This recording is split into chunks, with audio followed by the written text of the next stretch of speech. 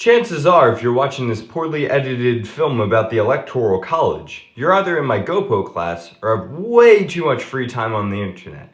Like, seriously, guys, come on, get a life. I'm looking at you, Isaac. Hey, wait, what even is the Electoral College system?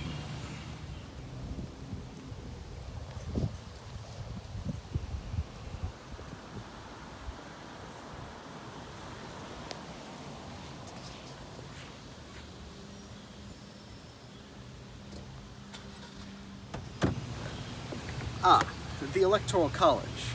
The Electoral College isn't a place, but it's a system. It's a system in which each state is given a certain amount of electoral votes that they can use to vote for a candidate within our own presidential election in the United States. Each state can determine those votes based on their own devices, whatever they really see fit.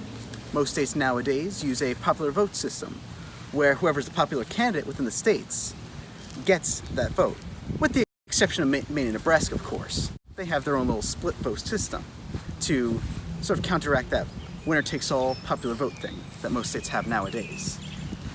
With its inception in the Constitution, many of the founders want to include this as an intermediary to block out many of the uneducated people that may happen within a direct election. So by having the Electoral College, it sort of serves at that boundary to block out any mishaps that may be added in due to people's own opinions or feelings. Wait a minute! There are more flaws in this system that this man is not telling you. Strange man from the car, where did you even come from? I was called. Oh, okay. The flaws in this system are seen way back in the third presidential election, the election of 1800. In this election, there was an exact tie in the Electoral College system, a 73 to 73 vote between Burr and Jefferson. The votes were then decided basically by bump Alexander Hamilton. Yes, but the crazy guy didn't win. Yes, but the point is, there were still problems in the system. But you're not wrong. Throughout the history of the Electoral College, there's been multiple instances where it has had some issues. For example, in the 1824 election between John Quincy Adams and Andrew Jackson, Jackson seemed like to be the clear winner at the time. Jackson had a total of 99 electoral votes and over 150,000 total votes from the populace. Meanwhile, John Quincy Adams only had a measly 84 electoral votes and 100,000 total votes from the populace. Overall, Jackson seemed to be like the clear winner in both the Electoral College and the popular vote. However, there was 4 candidates running at the time, not just 2. And these 2 kind gentlemen who were running sort of screwed up the entire thing. By dropping out, they left all their electoral votes up for grabs. And through a determination by the House of Representatives, John Quincy Adams ended up getting these electoral votes. And in the end, by having more electoral votes than Jackson, won the election and became our president. It seems like the 4 candidate elections seem to bring issues to the college, which, yes, that's a huge issue that happened. But today it's sort of not the issue, as we have something called primaries, which makes sure that our 2 parties only have 1 candidate running at the time. So in the end, it's either you're right or you're left. There ain't no in-between or confusion. Well, that may be true nowadays, Zach, but what you're forgetting is that in the election of 1860, parties didn't matter. In fact, nothing really mattered. Lincoln was able to win the election without any need of votes from the South. They just had enough votes due to this flawed system of the Electoral College. But you know what happened after that? You know, the country split in half, got back together, Lincoln died, you know, all that stuff. True story, by the way. You're right about the 1860 election. It's a very weird way of determining the president at the time, but it goes fully by the way the system worked. I think it's about time we bring in a third party now, though. You mean like an independent? Are we calling Mrs. Franchese? No, even better. A Republican. Hello, Mr. Miro? Yeah, you're needed. Yeah, you pay by the hour. Hey, he's saying 50 grand. Yeah, fine. All right, cool. Presidential historian Mike Miroff speaking. Okay, I'll be right over. The election of 1872 underscores a problem and a flaw within our Electoral College. Horace Greeley, one day before the election, unfortunately passed away before the votes of the Electoral College could be divided up. Now, this helped Grant in the grand scheme of things. However, this didn't really change the outcome of the election. But it does, however, show a great fault within our Electoral College and something that needs to be addressed today. Here's your payment for the work. Oh, thank you. I appreciate it. Just send the rest in a check or something. Yeah, no problem. Okay. And by the way, I don't really agree with any of the things that you said. You kind of forced the lines to me. I had no input on this, and I'm staying there speaking like this is coming from me. And yet this whole entire project about getting rid of the Electoral College is so unrealistic, it's antithetical to a Republican democracy, it's stupid, and frankly, I don't want your money, all right? Get out of here. All right, let's get back on track here. One of the main issues that many people are upset about today with the Electoral College system is the negligence of the popular vote. With the way the system currently works, there's a winner-takes-all system that's implemented in many states. Again, part of Nebraska and Maine, doing their own little split system. How the winner-takes-all system works is each state will take a popular vote in that state to see which the winner is. So for example, let's say we have a left and right candidate. There's a 51% vote for this candidate, a 49% vote for this one. The state will say, the right candidate has more than left. Let's give all our votes over to that candidate. Seems simple enough. Whoever's the most popular in that state gets the state's electoral votes. But now here lies the issue. Because of this, they're only taking in who actually has the higher percent. It doesn't matter what that difference in percent is. So the difference in percent could just be one person. And if that person votes right over left, that means that it's a 50.00001% for that candidate, but they still win, even though it's a clearly even split between the two. So it's almost like you're neglecting all the left's voters instead, which is what causes this whole issue today. Many people feel like their vote isn't really going to be counting towards who's going to be elected, as the winner of the state really chooses the winner in theory. So it's almost like you're neglecting all the left's voters and just giving all the right what they want. So that really starts your disparity here, because many people feel like their vote isn't being counted, and that one side is taking more of the other. So now let's get into the nit and grit of this. There's been a total of 5 times in the history of the US where the popular vote winner actually lost due to the Electoral College. The two most modern examples being the 2000 election and the 2016 election.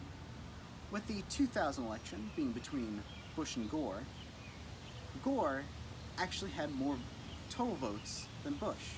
Gore holding a total of 50,900,000, while Bush having 50,400,000. But Bush got the magic 271 number that he needed in Electoral College votes. And because of that, he ended up becoming our president rather than Gore. Although it's only a 0.5% total disparity between the actual votes, that's 500,000 votes, which that 500,000 votes pretty much tells you that those people's votes are getting ignored here. For reference, that's 44 of the town we currently live in right now. A similar thing happened within the 2016 election between Hillary Clinton and Donald Trump. We all know the outcome today. Trump won, as he's our current president. But Hillary was actually the popular vote winner. She held over 3 million votes on Trump. Yet, because Trump got that magic 271 number, he's our current sitting president today. Well, although that's very, very controversial, and we want to exclude all the suka biat. All right, Zach. Calm down, buddy. Calm down. Don't say anything. Don't say anything. Well, A similar outcome occurred within the 2016 election. The election between Hillary Clinton and Donald Trump, as we all know, came to our current sitting president, Donald Trump, who won by getting that magic 271 electoral vote number.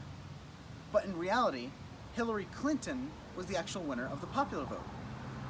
She held over 3 million total votes on Trump, meaning that more people wanted her in than Trump. Yet, because Trump won the Electoral College by getting enough votes that he needed to, Hillary was knocked out and our current reigning president, Trump, is in. Well, put all the suka biet stuff beside, the Electoral College sort of has that flaw there where that number sort of got him in and she's not. So overall, we can see that the Electoral College has a history of having a problem. For example, in the election of 1800, when there was a tie, then they made it a 271 system. And then, but still having problems overall. For example, how today we still have disparity in the popular vote system. But slowly and surely, it's been getting better. A more modern solution to this negligence of the popular vote is something that's called the National Popular Vote Compact. What this is an agreement between the states where, when the elections come around and all the votes are collected, they will take a look at the total popular vote for each candidate. And whoever wins that total popular vote, they'll use their electoral votes towards that candidate. Currently, a few states have already joined in on the compact, either being enacted into law, still going through legislation, or just have joined the pact. One being Maine, which used to split its votes between the popular vote and the regular electoral system. And even our own state, New York, has enacted it into law, meaning that when this compact does go live, New York's going to be right on it.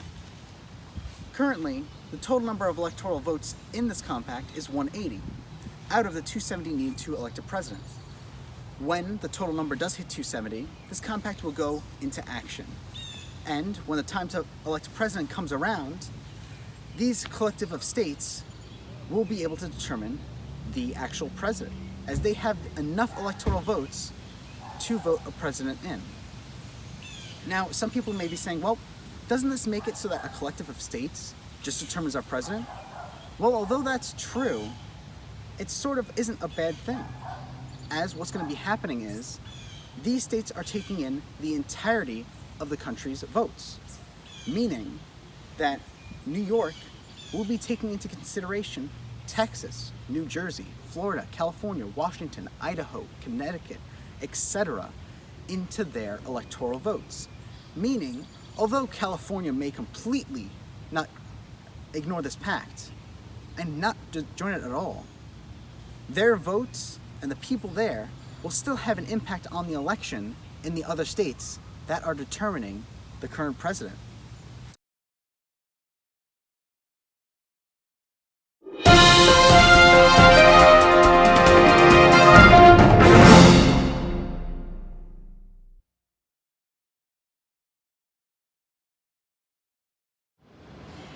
So the Electoral College, if you ask me, there are two sides to this story, sometimes even three. There are people that want to abolish it completely. There are people that want to maintain the college as it is. And then there are people in the middle that want to kind of see both sides of the story and see how that plays out. Well, if you ask me, I would lean more towards a conservative, moderate position where keep it as it is, but reform it a little bit. So overall, this system really isn't a bad idea. And it may be the next way that we decide our president. Maybe even solve the issue that we have with this negligence of our popular votes. But who can say? It's really up to the future. But I'm short on time here, and I best be going. Just send my check in the mail. But wait, Zach! I need to figure out more mysteries. What happens in the Bermuda Triangle?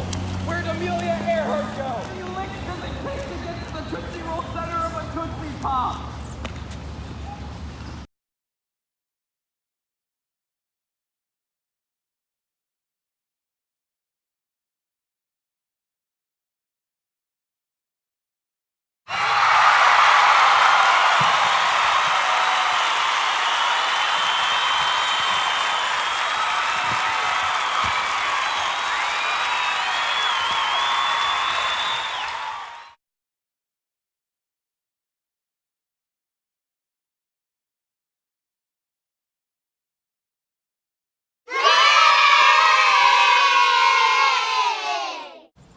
No, even better, a Republican. Benny.